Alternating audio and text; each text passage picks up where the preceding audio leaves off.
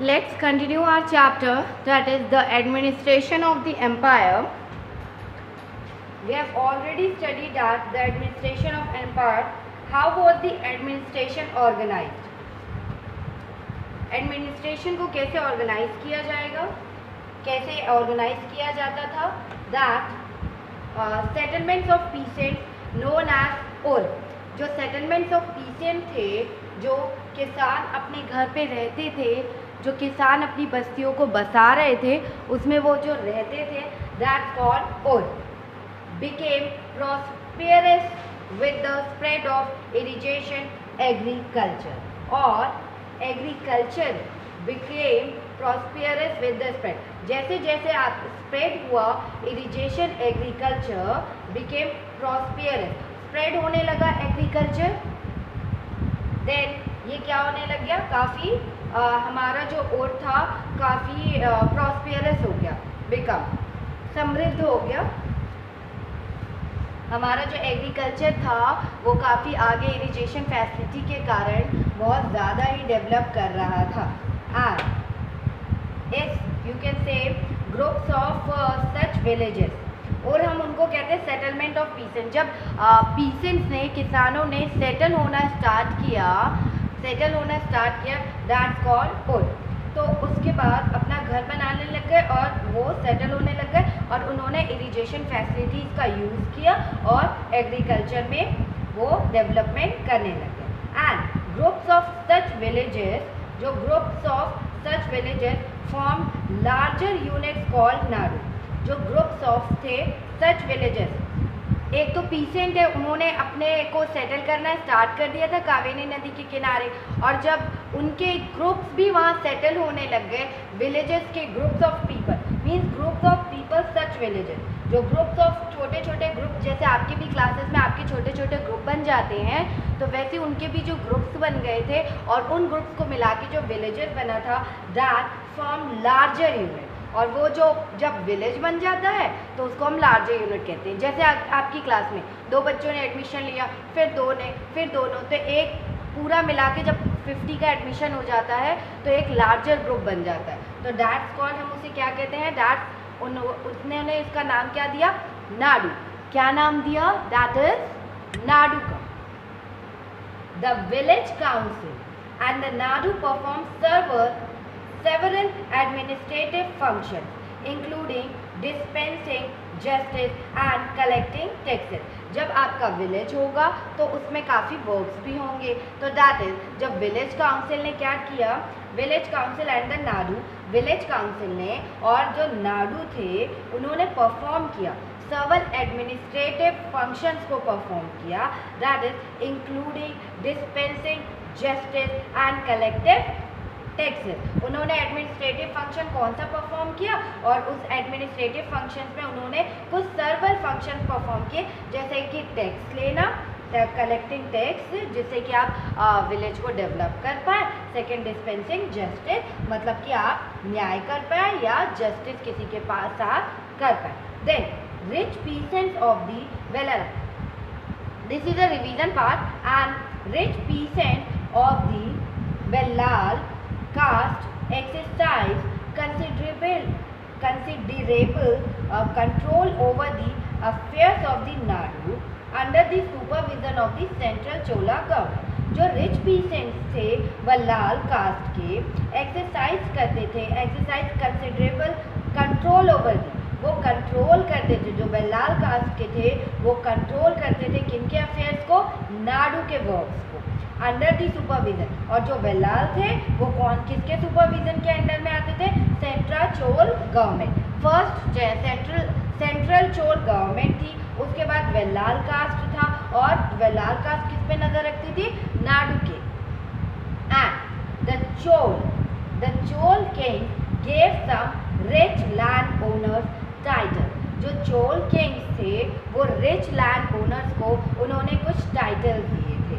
That is, उन्होंने पहला title क्या दिया था रिच ओनर्स को, दैट मुंबेद वेलन का. मुंबे वेलन का टाइटल दिया, दैट इज अ वेलन और पीसेंट सर्विंग 3 किंग। मतलब वेलन है 3 राजाओं को, मतलब वेलन या किसान जिसने 3 राजाओं को सर्व किया, मतलब 3 राजाओं की सेवाएं की हैं, that's called Velan. And second is Araiyar. Araiyar chief, that is chief, etc. As markers of respect and entrusted them with important offices of the state at the center. Araiyar means के अरैयार ये टाइटल थे and interested them with important. इनको क्या किया गया था, अरैयार को and मुंबे वेलन को, ये इतने रेस्पेक्टफुल पर्सन थे, इनको टाइटल्स भी दिया गया, इनको रेस्पेक्ट भी किया गया और इनको ऑफिसेस में इम्पॉर्टेंट पोस्ट भी दी गई, ऑफिसेस में इनको इम्पॉर्टेंट पोस्ट भी दी गई थी। And types of important post भी दी गई थी, and that is we have seen that Brahmans often receive land grant. First read the what is types of land. हमने पहले भी पढ़ा था, जब राजा ब्राह्मण से खुश होते थे तो वो उन्हें ग्रांट करते थे या ग्रांट में उन्हें कुछ lands gift as a gift दे देते थे। लेकिन यहाँ कुछ टाइप्स ऑफ लैंड थे जो हमें चोला इंस्क्रिप्शंस में मेंशन मिले हैं। इंस्क्रिप्शन जो मेटल पे बिल्कुल लिखा गया हो, जिनको नष्ट नहीं किया जा सकता था, एंड मैन्युस्क्रिप्ट जो खराब भी हो सकते थे और उन्हें बार्क पे लिखा गया था, पेड़ों की छाल पर। एंड दैट इज हमें कुछ चोल के इंस्क्रिप्शंस मिले हैं और उसमें मतलब कैटेगराइज है, लैंड को भी कुछ कैटेगराइज नेम में डिवाइड किया गया है। दैट इज हम किसको जो गिफ्ट देते हैं उस लैंड को हम क्या कहते हैं, या किसी को हमने वर्क के लिए दिया तो उस लैंड को हम क्या कहते हैं। दैट इज जो फर्स्ट लैंड था, हमने कल भी पढ़ा था, दैट फर्स्ट लैंड था Vellan Vagai. First land that is Vellan Vagai. Vellan Vagai मतलब लैंड ऑफ नॉन ब्राह्मण, जो नॉन ब्राह्मण थे, जो ब्राह्मण नहीं थे, वो इसके ओनर थे। जो ब्राह्मण नहीं थे किसान, वो उसके ओनर थे और उस लैंड को क्या कहा जाता था, वेलन वगाई। वेलन वगाई कहा जाता था। एंड ब्रह्मदेव ब्राह्मणों को उपहार में दी गई भूमि। You can say land gifted to Brahmin. जो ब्रह्मदेव थे ये लैंड गिफ्ट किए जाते थे ब्राह्मणों को। एंड शाला भोग क्या था, land for the maintenance of it. Land हम गिफ्ट में शाला भोग दे देते थे, मतलब लैंड हम देते थे जिसमें स्कूल बनते थे और दैट इज हम उसको फिर मेंटेन करते थे और उसको हम क्या कहते हैं, शाला भोग। एंड देवदान या तिरुनम टुकन्नी या तिरुनम टुकन्नी लैंड गिफ्टेड टू। ये देख, देवदान मतलब भगवानों को दान दे देना, मंदिरों को उपहार में दी गई लैंड, या तिरुवन मुटुकनी, या you can say Tirunamattukkani and Pallichchandam. You can say पल्लिम चंदम means कि जो लैंड जैन इंस्टीट्यूशंस को दान में दिए गए, then we have seen that Brahmin often receive land granted और ब्रह्मदेव। जो ब्राह्मण को थे वो टाइम टू टाइम उन्हें क्या वो रिसीव कर रहे थे, लैंड रिसीव कर रहे थे। और कैसे, एज ए गिफ्ट दिया जाता था। जो राजा थे उनको गिफ्ट में क्या देते थे, ब्राह्मण को ब्रह्मदेव या लैंड देते थे। As a result a large number of Brahmin settles emerged in the Kaveri.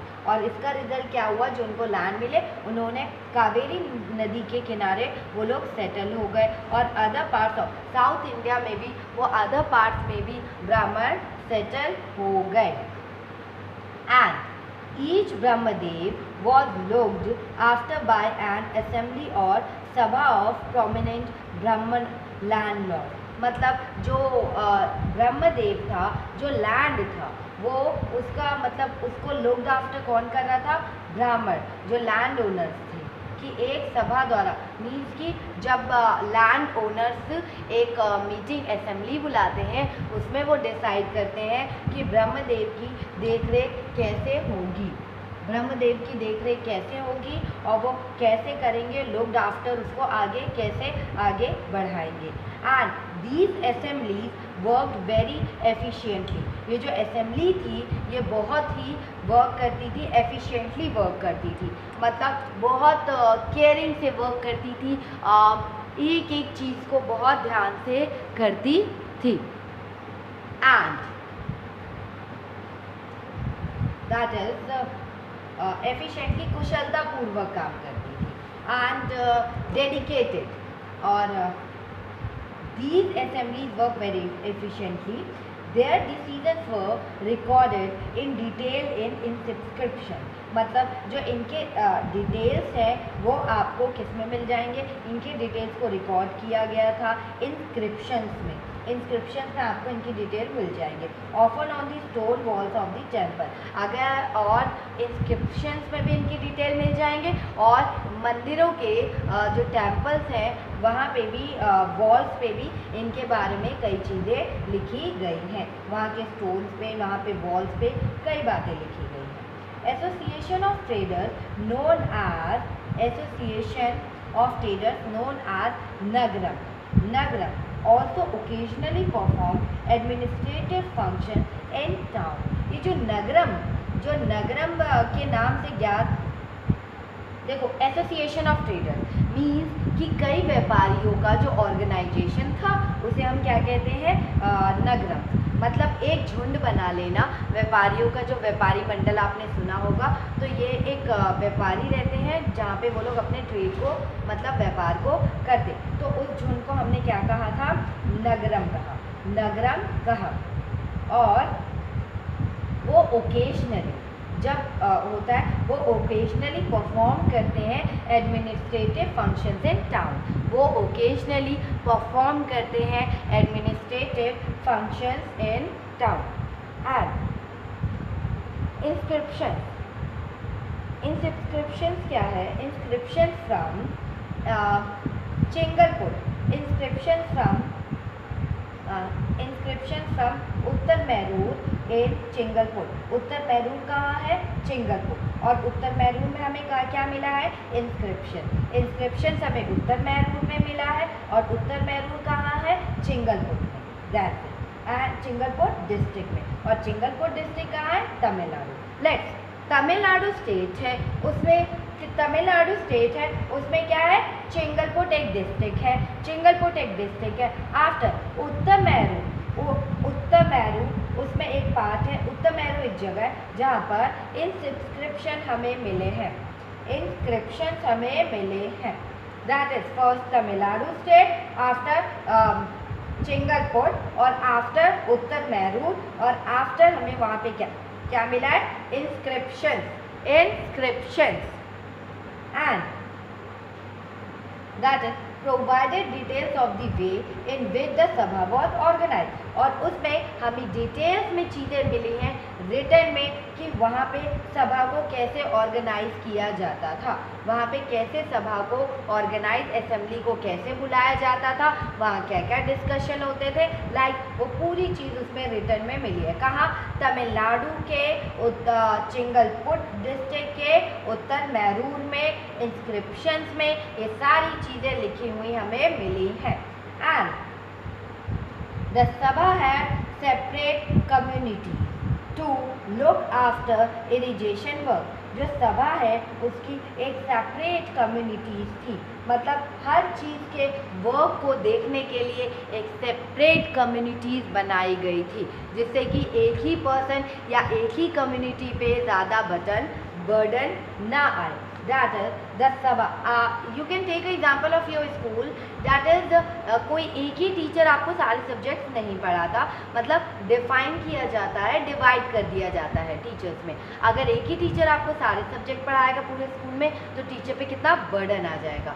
सो इसको डिवाइड कर दिया गया। और इसी तरह ये the sabha had separate committee, कुछ सेपरेट कमिटीज़ को बनाया गया to look after.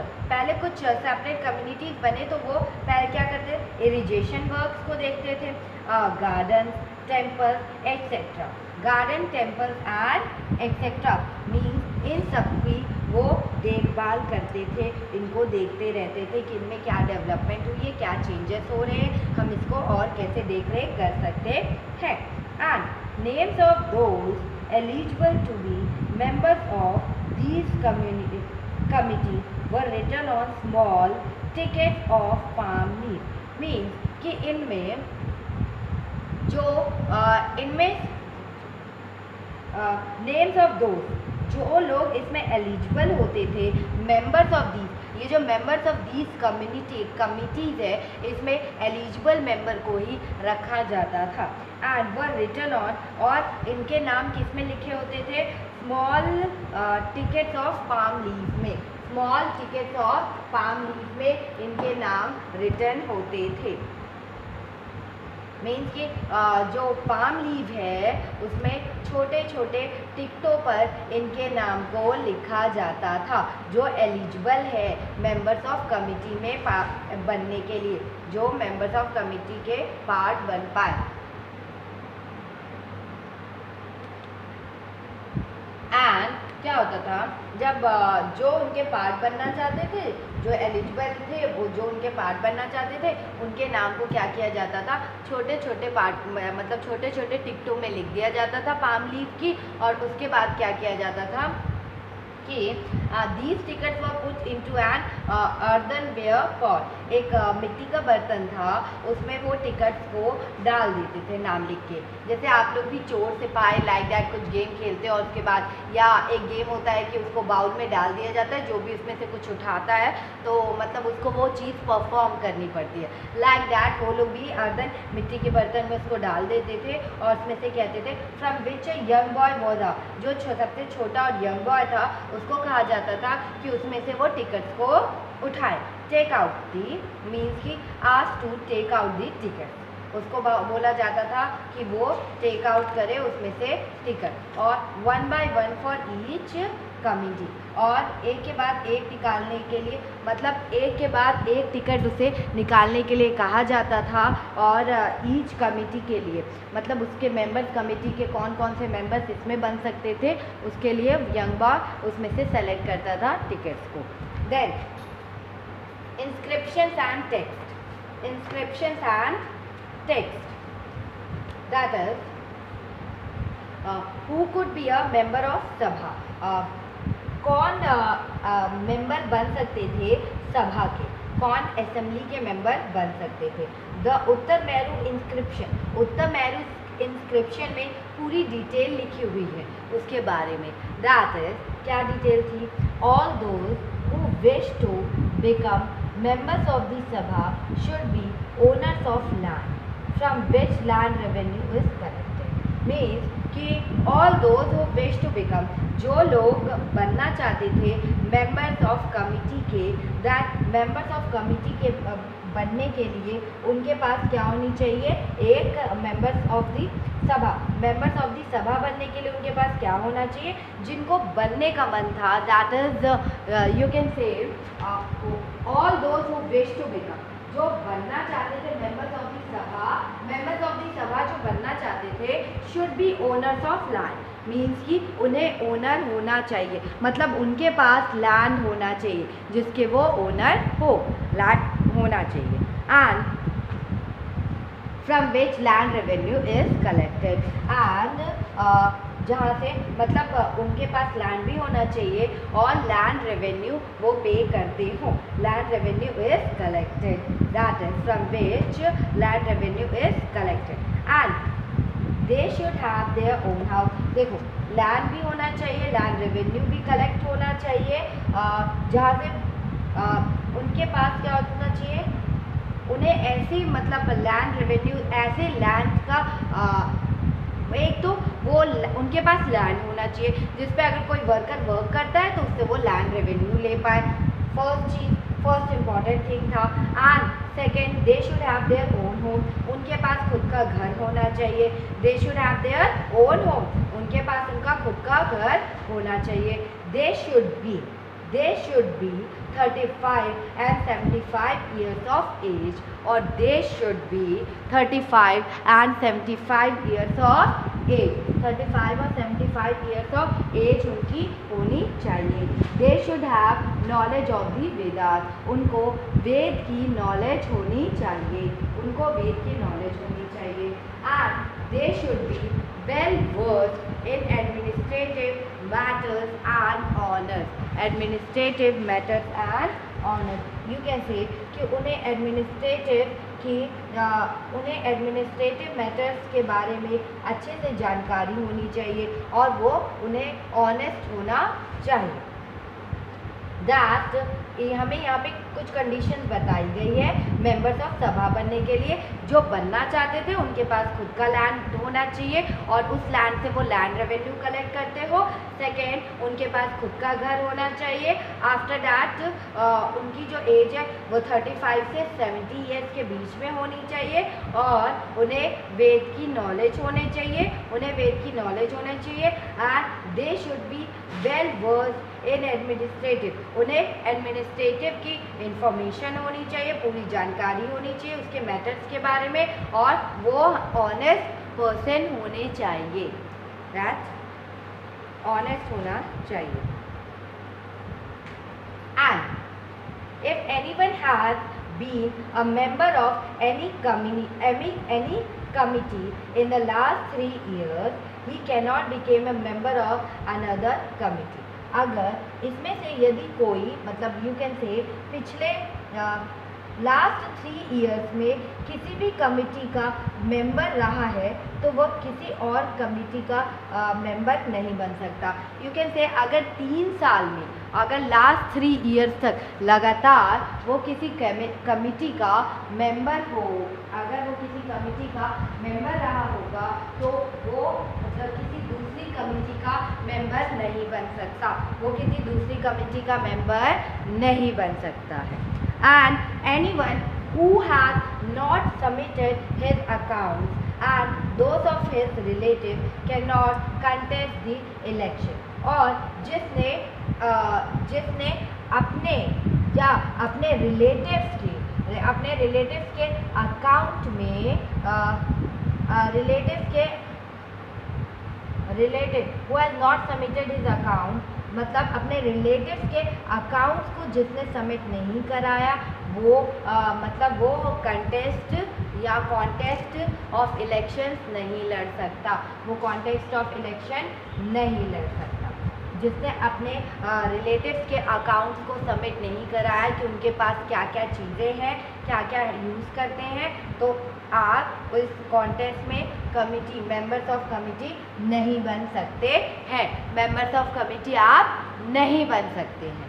And while inscription tell us about kings and powerful man, जो इंस्क्रिप्शंस हैं वो हमें राजा और पावरफुल मैन के बारे में बताते हैं। And here is an expert, here is an extract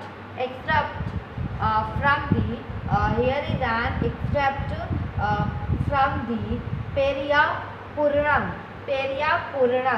a 12th century Tamil work which informs us about the lives of ordinary man and woman। देखिए क्या हुआ कि ये जो इंस्क्रिप्शंस है वो हमें राजाओं के बारे में और पावरफुल पर्सन्स के बारे में इससे हमें पता चलता है, लेकिन ये जानना बहुत ज़्यादा मुश्किल है, एग्जैक्ट है, बहुत ज़्यादा मुश्किल है कि जो ऑर्डिनरी मैन थे एंड जो वुमेन थी वो इन किंगडम्स में कैसे रह रहे थे, इन किंगडम्स में वो कौन सी ड्यूटी परफॉर्म कर रहे थे, बहुत मुश्किल है जानना।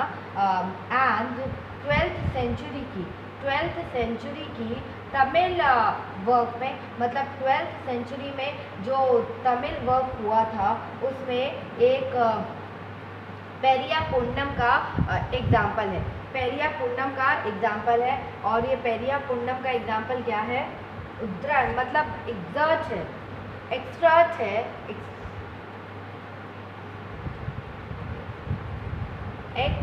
है, एक्सट्रैक्ट है from the Periya Puranam, means कि कुछ एक उद्धरण है। You can say on the outskirts of the, let's see, on the outskirts of the Adnur was a small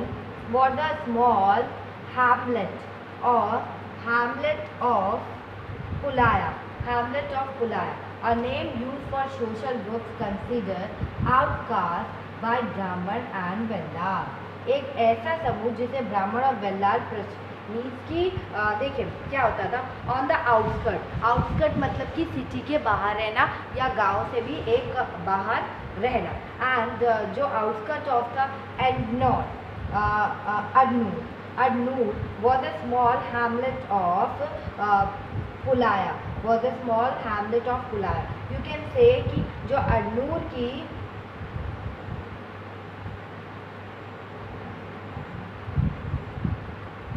पुलाया कौन सी प्लेस है, नेम यूज फॉर, ये सोशल ग्रुप ऐसे पीपल्स का है आउटकास्ट। वो आउटकास्ट मतलब कि जो ब्राह्मण थे और जो वेल्लास थे उन्हें बिल्कुल अपने से अलग रखते थे, मीन्स कि आउट ऑफ दी विलेज उन्हें रखते थे क्योंकि वो छोटी कास्ट के थे और उन्हें समाज से बाहर माना जाता था। लेकिन जो अडनूर है, ये यू कैन से अडनूर एक स्मॉल हैमलेट है, अडनूर एक स्मॉल हैमलेट है, जैसे हैमलेट है hamlet of Pulayas, stuck with a small hut under old thatched and inhabited by agrarian laborers engaged in manual occupation। You can say कि ये जो अडनूर की जो बाउंड्री थी पर फूस की, वो जो छोटे छोटे घास है, पुरानी छोटी छोटी झोपड़ियाँ, दैट यू कैन से जो छोटी छोटी हट्स बनाए जाते हैं, जो पुरानी झोपड़ियाँ बनाई जाती हैं फूस को यूज़ करके झोपड़ियाँ जैसे बनाई जाती है, अतः पर पुलाया कहलाता है। वो क्या है? पुलाया। और पुलाया क्या है? लोगों का ऐसा छोटा सा हट था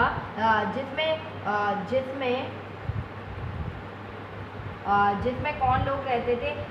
अगारियन लेबर्स रहते थे।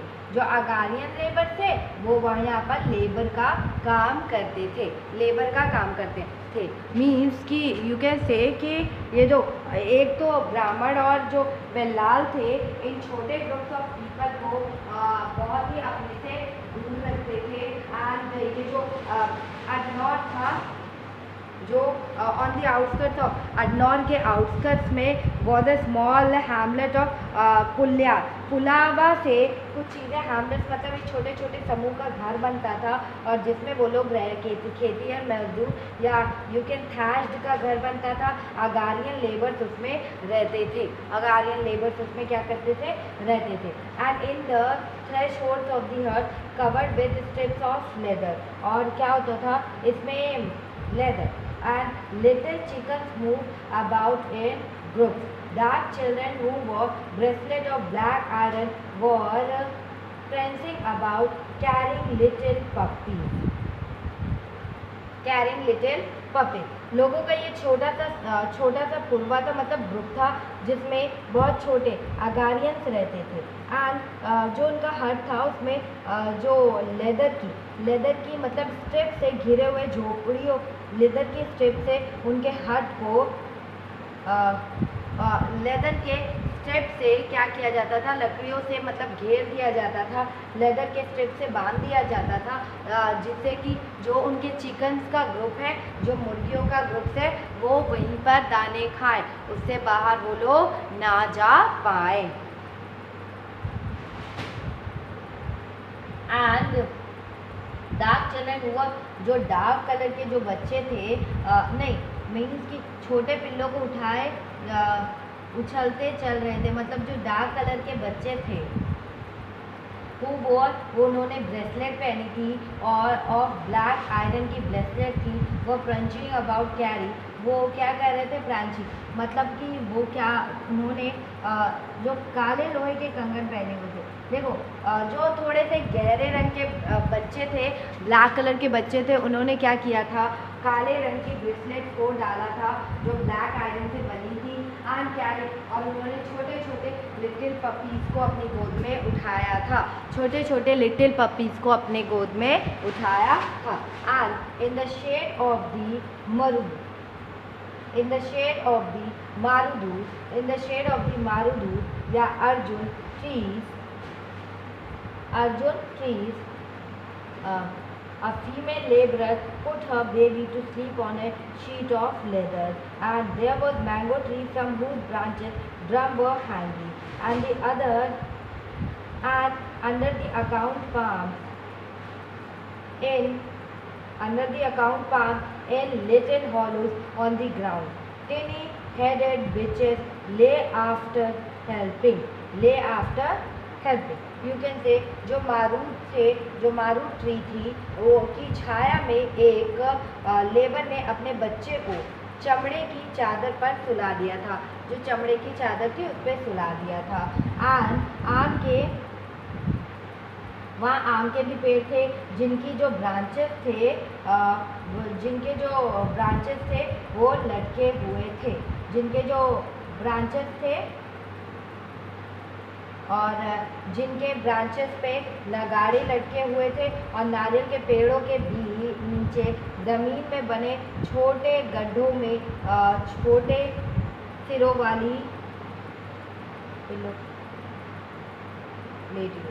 you can say जो bitches थी। Start reading from this. In the shade of the मारूद की शेड में, यू कैन से, मारूद की पेड़ की शेड में एक लेबरर ने, फीमेल लेबरर ने अपने बच्चे को सुला दिया। एंड देयर वर वहाँ मैंगो ट्रीज थी, from those branches drums were hanging, और मैंगो ट्री थी जिनकी शाखाओं पे ड्रम लटके हुए थे, यू कैन से नगाड़े लटके हुए थे, ड्रम्स लटके हुए थे। और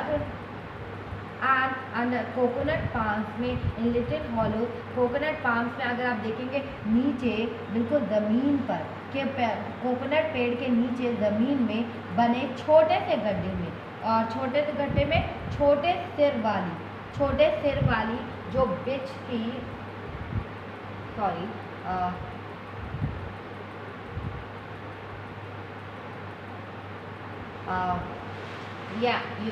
here is written bitches, जो बिच थी वो सर लेके अपने छोटे छोटे बच्चों को दूध पिला के वहीं पे लेटी हुई थी, जो बिच थी छोटे छोटे बच्चों को दूध पिला के वहीं पे लेटी हुई थी। और लाल कलगी वाले मुर्गों ने the red crested cocks crowd before dawn, calling the bravery, Pulihar, plural, and their day's work. And by day, under the shade of the kanji tree, spread the voice of the baby hair, and Pulaya women singing as they were hooking paddy. And वो लेटी हुई थी, और जो लाल कलगी, जो मुर्गे होते हैं उनके ऊपर से एक लाल कलर का होता है कलगी, ने पौ फटने से पहले तगड़े पुल्यार को दिन के काम पर जाने की हाँक लगाते हुए बांध दे दी। मतलब कि पुल्यार मतलब पुलावा का प्लूरल है, और कॉक का क्या काम होता है, वो सुबह सुबह ही कुकड़ू कह के सबको जगा देता है कि अब काम पे जाने का टाइम आ चुका है। एंड सब लोग फिर उठ जाते हैं और काम पे जाने लगते हैं। एंड धान,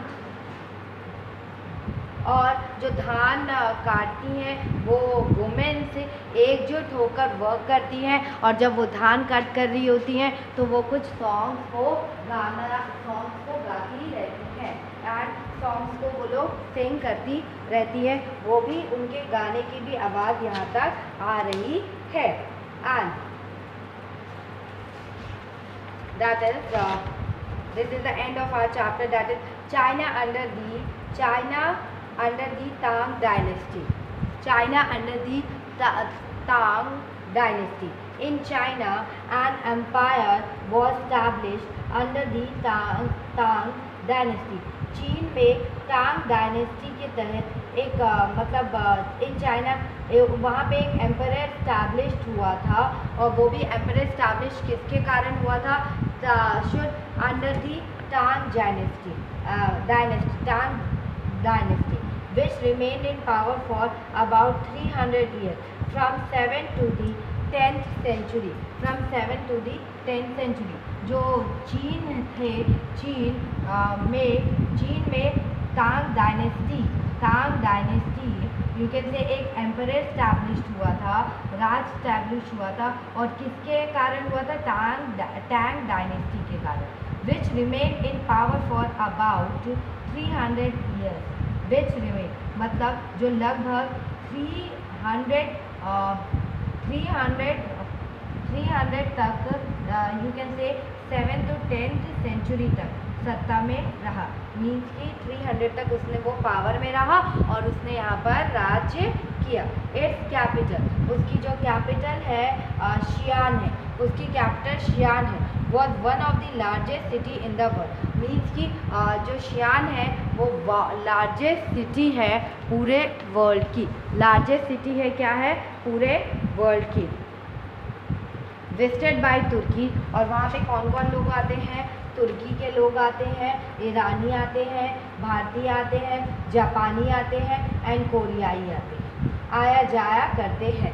वो घूमने की प्लेस इतनी अच्छी है कि वो हमेशा वहाँ से आते जाते रहते थे. एंड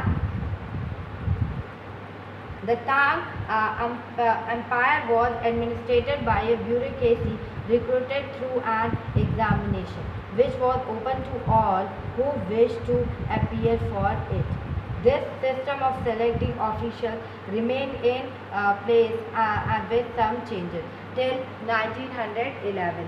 Means कि जो तांग डायनेस्टी है वो तांग जो डायनेस्टी है वो क्या किया जाता था? टांग एम्पायर को स्टैब्लिश करने के लिए अब आपको एक रिटर्न में पेपर देना पड़ेगा. देन रिटर्न में एक एग्ज़ाम देना पड़ेगा. टांग डायनेस्टी परीक्षा एग्जामिनेशन से ही वहाँ पर रिक्रूट करता है. एंड ये आपके ब्यूरोक्रेसी, ये विच वॉज मतलब कि ये वहाँ पे लिखा हुआ है. एंड इन एग्ज़ाम्स में जिनकी मर्जी है वो बैठ सकते हैं, और अधिकारियों के चयन की यह व्यवस्था कुछ बदलावों के साथ 1911 तक कायम रही. मतलब जब ऑफिशियल्स चेंज होंगे, मेंबर्स चेंज होंगे, तो आपकी सोसाइटी में भी चेंज आएंगे. तो टिल 1991 तक कुछ भी चेंज नहीं किया गया. टिल 1991 तक कुछ भी चेंज नहीं किया गया. This is the end of your chapter to New Kings and Kingdom. New Kings and Kingdom.